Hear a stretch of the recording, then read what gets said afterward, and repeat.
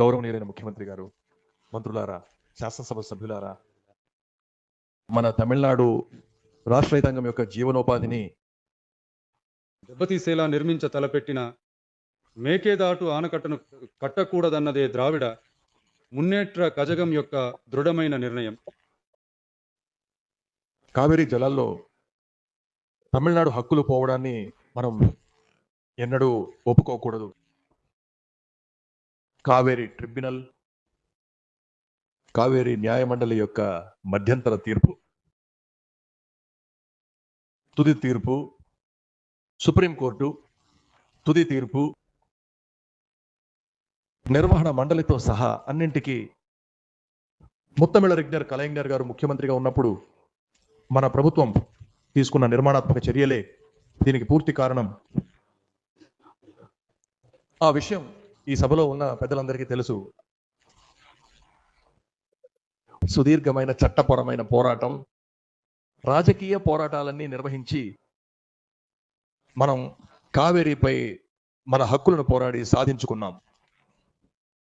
కానీ ఆ హక్కును హరించే విధంగా ఈరోజు కర్ణాటక ప్రభుత్వం మేకదాటు వద్ద ఆనకట్ట కట్టే ప్రయత్నంలో నిమగ్నమై ముందుకు సాగుతోంది. వారు ఆ ప్రయత్నం చేసిన సమయంలో సరిగ్గా ఆ తరుణంలోనే మా కూటమిలో ఉన్న పార్టీయే కర్ణాటకలో అధికారంలో ఉన్నప్పటికీ దాని గురించి పట్టించుకోకుండా మా నాయకుడు మరియు అప్పటి ముఖ్యమంత్రి అయిన గౌరవనీయులు ముత్తువేల్ కరుణానిధి స్టాలిన్ గారు మేకదాటు ఆనకట్ట ప్రాజెక్టును తీవ్రంగా వ్యతిరేకించారు. ఈ రోజు మన గౌరవనీయులైన ముఖ్యమంత్రి గారు కూడా మేకదాటు వద్ద ఆనకట్ట కట్టాలన్న కర్ణాటక ప్రభుత్వ ప్రయత్నానికి వ్యతిరేకంగా ఈ తీర్మానాన్ని ఈ రోజే సభలో ప్రవేశపెట్టారు. ద్రావిడ మున్నేట్ర కజగం దీన్ని మనస్ఫూర్తిగా స్వాగతిస్తోంది. మేకదాటు వద్ద ఆనకట్ట కట్టాలని భావిస్తున్న కర్ణాటక ప్రభుత్వానికి వ్యతిరేకంగా మా నాయకులు మరియు మా ప్రభుత్వం తీసుకున్నటువంటి కొన్ని ముఖ్యమైన చర్యలను ఈరోజు అధికార పక్షానికి, ముఖ్యమంత్రి గారికి మరియు ఈ గౌరవ సభకు నేను గుర్తు చేయాలని అనుకుంటున్నాను. 2021 మే నెలలో మేము అధికారంలోకి రావడం జరిగింది. వచ్చిన మరుసటి నెల జూన్లోనే మేకేదాటు ఆనకట్ట కట్టడానికి అనుమతి ఇవ్వకూడదని మా నాయకుడు గారు ఆ రోజున ప్రధానమంత్రికి ఒక లేఖ రాశారు. ఆ తర్వాత అదే విషయాన్ని నొక్కి చెబుతూ జూలై నెలలో కేంద్ర జలశక్తి శాఖ మంత్రి కూడా మా ముఖ్యమంత్రి గారు, మా నాయకుడు గారు ఆ రోజున ఒక లేఖను కూడా వ్రాసి పంపడం జరిగింది. దీనిని అనుసరించి అన్ని పక్షాల నాయకుల సమావేశాన్ని పిలిచి ఎట్టి పరిస్థితుల్లోనూ ఆనకట్టను కట్టకూడదు, అనుమతించకూడదు అనే తీర్మానాన్ని కూడా మేము ఆమోదించాము. జూలై నెలలో మళ్ళీ అదే కేంద్ర మంత్రిని స్వయంగా కలిసి కూడా మేము దీనిని గట్టిగా నొక్కి చెప్పాము. గత 2022-23 ఆర్థిక సంవత్సరంలో ఆనకట్ట నిర్మాణానికి కర్ణాటక ప్రభుత్వం 1000 కోట్ల రూపాయలను కేటాయించిన వెంటనే కూడా ఆ విషయం తెలిసిన వెంటనే మా ప్రభుత్వం ఇదే సభలో దానిని ఖండిస్తూ ఒక ప్రత్యేక ప్రభుత్వ తీర్మానాన్ని ఆనాడే ఆమోదించి అమలు చేసింది. ఆ రోజున మా నాయకుడు ముఖ్యమంత్రి గారు మాట్లాడుతూ తమిళనాడు రాష్ట్ర హక్కుల విషయంలో మనమందరం ఎప్పుడూ ఐక్యంగా నిలబడతామని మా నాయకుడు ఆనాడు ఈ సభలో స్పష్టంగా పేర్కొని అందరికీ తెలియజేశారు.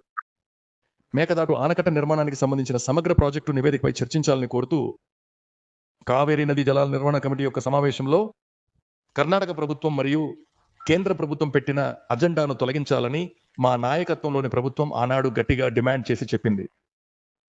దీనికోసం అప్పటి ముఖ్యమంత్రి అయిన మా నాయకుడు 2022 జూలై నెలలో ప్రధానమంత్రికి మరోసారి లేఖ రాశారు. అప్పటి నీటి వనరుల శాఖ మంత్రి అన్నగారు తిరు దురైమురుగన్ గారి యొక్క నాయకత్వంలో తమిళనాడు శాసనసభలోని అన్ని పార్టీల ప్రతినిధుల బృందం కేంద్ర జల్ శక్తి మంత్రిని స్వయంగా కలిసి కూడా గట్టిగా విన్నవించింది.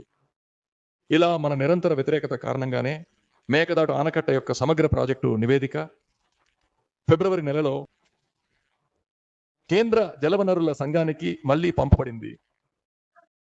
అంతేకాకుండా మన ప్రభుత్వ వ్యతిరేకతతో మేకదాటు ఆనకట్ట యొక్క నిబంధనల వివరాలను తమ ప్రాజెక్టుల పట్టిక నుండి కేంద్ర పర్యావరణ శాఖ కూడా తొలగించింది. అది మాత్రమే కాకుండా 2024 సంవత్సరం నవంబర్ నెలలో కేంద్ర పర్యావరణ శాఖ మంత్రి మన రాష్ట్ర ప్రభుత్వ జలవనరుల శాఖ మంత్రికి ఆయన ఒక లేఖను పంపారు. ఆయన రాసిన లేఖలో ఏముందంటే, 2 రాష్ట్రాల మధ్య ఒక సయోధ్య కుదిరిన తర్వాతే, అంటే నిబంధనల అనుమతి గురించి ఆలోచించడం జరుగుతుందని ఆ లేఖలో ఆయన చాలా స్పష్టంగా పేర్కొన్నారు. మేకేదాటు ఆనకట్ట విషయంలో కర్ణాటక ప్రభుత్వం, మా పార్టీ ప్రభుత్వం ఉన్నంత వరకు కూడా ఒక సమగ్రమైన ప్రాజెక్ట్ నివేదికను వారు సమర్పించలేకపోయారు. పరిస్థితి ద్రవిడ మున్నేట్ర కజగం సర్కార్ మరియు మా నాయకుడు ధైర్యంగా తమిళనాడు వ్యతిరేకతను నమోదు చేయడం వల్లే ఇది సాధ్యమైంది అన్న విషయాన్ని ఈ సభలో నేను మళ్ళీ గుర్తు చేయాలనుకుంటున్నాను. ఇంకో ముఖ్యమైన విషయం ఏమిటంటే, కేంద్ర జల సంఘం అంటే సెంట్రల్ వాటర్ కమిషన్ 2018 సంవత్సరంలో అంటే 2018 సంవత్సరం నవంబర్ 22వ తేదీన పంపిన లేఖ ద్వారా కర్ణాటక ప్రభుత్వానికి కొన్ని ముఖ్యమైన నిబంధనలను తెలియజేశారు. మొదటి నిబంధన ఏమిటంటే, మేకేదాటు ఆనకట్టను నిర్మించడానికి కేంద్ర జలవనరుల సంఘం ఎటువంటి షరతులు లేని అనుమతిని ఏమీ ఇవ్వలేదు. రెండవది, ఆనకట్ట నిర్మాణానికి సంబంధించిన సమగ్ర ప్రాజెక్టు నివేదికను కర్ణాటక ప్రభుత్వం దీనిని సిద్ధం చేసే కంటే ముందే తమిళనాడు ప్రభుత్వం వ్యక్తం చేసే వివిధ అభ్యంతరాలను వారు తప్పనిసరిగా పరిశీలించాల్సి ఉంటుంది. ఇక మూడవది, కేంద్ర విద్యుత్ శక్తి సంస్థతోనూ మరియు సంబంధిత రాష్ట్రంలో ఉన్నటువంటి కేంద్ర జలవనరుల సంఘం యొక్క విభాగంతోనూ సంప్రదింపులు జరపాలి.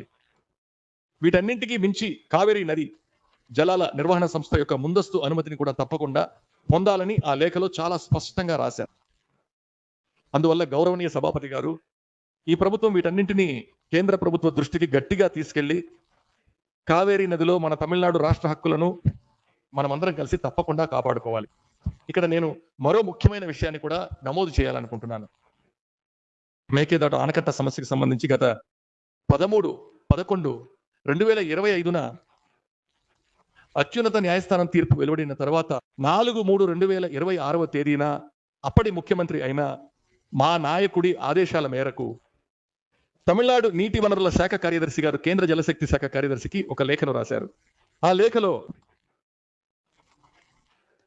కర్ణాటక రాష్ట్రం మేకేదాటు ఆనకట్ట కట్టే సమస్య అనేది ఒక కొత్త వివాదం కాబట్టి 1956 అంతరాష్ట్ర నది జలాల వివాదాల చట్టం ప్రకారం ఆ చట్టం యొక్క నిబంధనల మేరకు కొత్త ట్రిబ్యునల్ ఏర్పాటు చేయాలని కేంద్రాన్ని కోరాం. కాబట్టి ప్రభుత్వం ఇప్పుడు ప్రవేశపెట్టిన తీర్మానంలో మేకేదాటు ఆనకట్ట నిర్మాణం గురించి తమిళనాడు ప్రభుత్వం 2026 మార్చి 4వ తేదీన రాసిన ఆ లేఖలో కోరినట్లుగా రాష్ట్రాల మధ్య ఉన్నటువంటి నదీ జలాల వివాదాల చట్టం 1956 సెక్షన్ 4 కింద ఆ ప్రాతిపదికన కొత్త ట్రిబ్యునల్ను ఏర్పాటు చేయాలని ఈ శాసనసభ కేంద్ర ప్రభుత్వాన్ని గట్టిగా కోరుతోందని, నా పేరు మీద ఇచ్చిన ఆ సవరణను చేర్చాలని నేను మిమ్మల్ని కోరుతున్నాను. కర్ణాటక మేకేదాటు డ్యాంను ఆపడానికి న్యాయపరంగా మరియు ప్రధానమంత్రి ద్వారా ఈ ప్రభుత్వం చేసే అన్ని ప్రయత్నాలకు ద్రవిడ మున్నేట్ర కజగం ఖచ్చితంగా అండగా నిలుస్తుంది. మేకదాటు వద్ద ఆనకట్టను నిర్మించడానికి తీవ్రంగా ప్రయత్నిస్తున్న కర్ణాటక ప్రభుత్వాన్ని మనమందరం ఐక్యంగా ఉండి అడ్డుకుందామని తెలుపుతూ ఈ తీర్మానానికి మా పార్టీ తరఫున పూర్తి మద్దతును మేము తెలియజేస్తున్నాము. గౌరవనీయులైన సభాపతి గారు, అదేవిధంగా ఈ ఏడాది జూన్ 12వ తేదీన మెట్టూరు ఆనకట్టను సకాలంలో తెరవకపోవడం వల్ల నేడు డెల్టా ప్రాంత రైతులు ఎన్నో ఇబ్బందుల్లో ఉన్నారు. దీనివల్ల కురువై పంట సాగు నేడు తీవ్రంగా దెబ్బతిన్నది.